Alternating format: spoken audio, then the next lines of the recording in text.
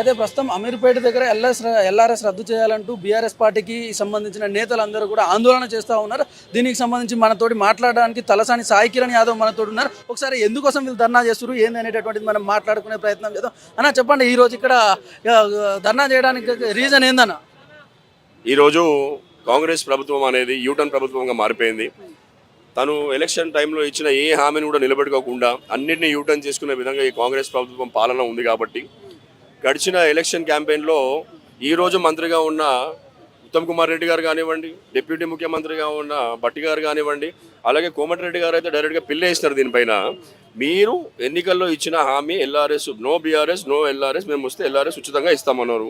మా డిమాండ్ కూడా అదే, మీరు ఇచ్చిన హామీని మీరు నిలబెట్టుకోండి అనేది మా డిమాండ్. ఎల్ఆర్ఎస్ అనేది పేద ప్రజలకి ఉపయోగపడే విషయము.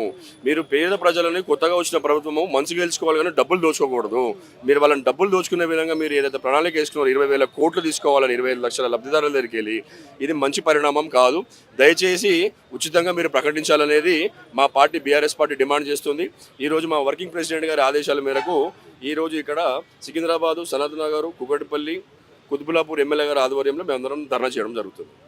అయితే ఇన్ని రోజుల నుంచి పెండింగ్లో ఉన్నప్పటికీ కూడా మేము ఇనిషియేషన్ తీసుకొని ప్రజలకు లబ్ధి చేకూర్చే విధంగా వాళ్ళు ఎంతో ఇబ్బంది పడుతున్నప్పటికీ మేము పని చేస్తున్నామని చెప్తాము. తప్పకుండా చేయండి, లబ్ధి చేయండి, కానీ ఉచితంగా చేయండి అని వాళ్ళని డిమాండ్ చేస్తున్నాము. ఉచితంగా చేయడమే న్యాయం కాబట్టి డిమాండ్ చేస్తున్నాము. Thank you.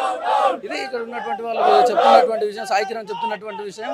కాంగ్రెస్ ప్రభుత్వం ఏదైతుందో ప్రజలకు ఆర్థిక భారం పడుతుంది వాళ్ళు చేసేదాని వల్ల అని చెప్పేసి సాయి కిరణ్ గారు చెప్తున్నటువంటి పరిస్థితి.